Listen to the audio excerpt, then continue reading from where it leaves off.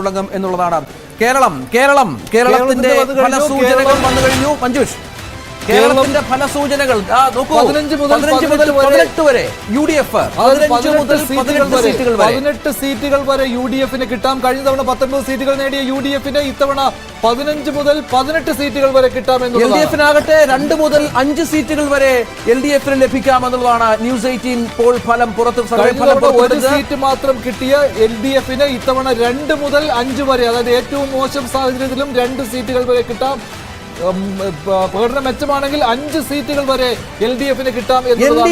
B J പിക്ക് N D എക്ക് 1 മുതൽ 3 സീറ്റുകൾ വരെയാണ് ന്യൂസ് 18 സർവേ ഫലം പ്രവചിക്കുന്നത്. 1 മുതൽ 3 സീറ്റുകൾ വരെ ഏറ്റവും മികച്ച സാഹചര്യമാണെങ്കിൽ ഒരുപക്ഷെ 3 സീറ്റുകളിലേക്ക് കടക്കാം N D A B J P എന്നുള്ളതാണ് ഏറ്റവും പ്രധാനപ്പെട്ട കാര്യം. എക്സിറ്റ് പോളിൽ കേരളം ഇങ്ങനെയാണ്. യു ഡി എഫിന് 15 മുതൽ 18 സീറ്റുകൾ വരെ തിളക്കമാകുന്ന പ്രകടനം യു ഡി എഫിന് കേരളത്തിൽ ഉണ്ടാകും.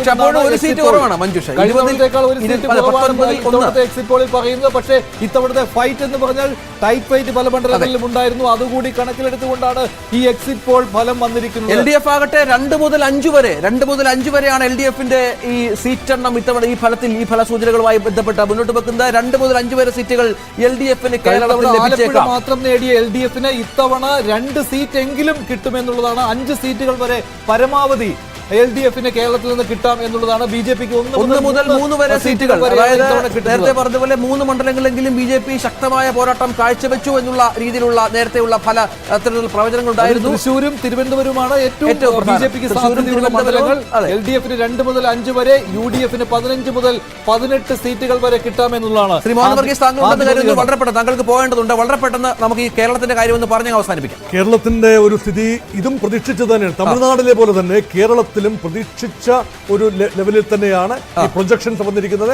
ഭാരതീയ ജനതാ പാർട്ടിക്ക് 1 മുതൽ 3 വരെ എന്ന് പറയുമ്പോൾ അത് തിരുവനന്തപുരവും തൃശ്ശൂരും ആയിരിക്കാനാണ് സാധ്യത. 3ാമതൊരു സീറ്റ് ഞാൻ കാണുന്നില്ല. പക്ഷെ അത് ഏത് സീറ്റുമാകാം, ഒരുപക്ഷെ ആറ്റിങ്ങിലാകാം, മറ്റേതെങ്കിലും സീറ്റുകളാകാം. വലിയ മത്സരം എന്നൊക്കെ പറഞ്ഞിരുന്നു.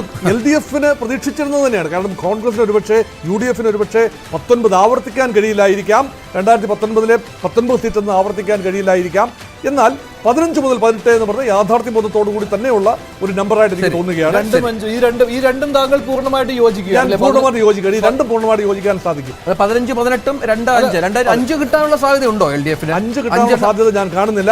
3 മുതൽ 4 വരെ 2 or 3 സീറ്റുകളാണ് ഞാൻ കാണുന്ന ഒരു സാധ്യത. അങ്ങനെയാണെങ്കിൽ കോൺഗ്രസ് യു ഡി എഫിന് താങ്കൾ പ്രതീക്ഷിക്കുന്നത് 16 സീറ്റ് അല്ലെങ്കിൽ 17 സീറ്റ്. 16 മുതൽ 16 സീറ്റ് അല്ലെങ്കിൽ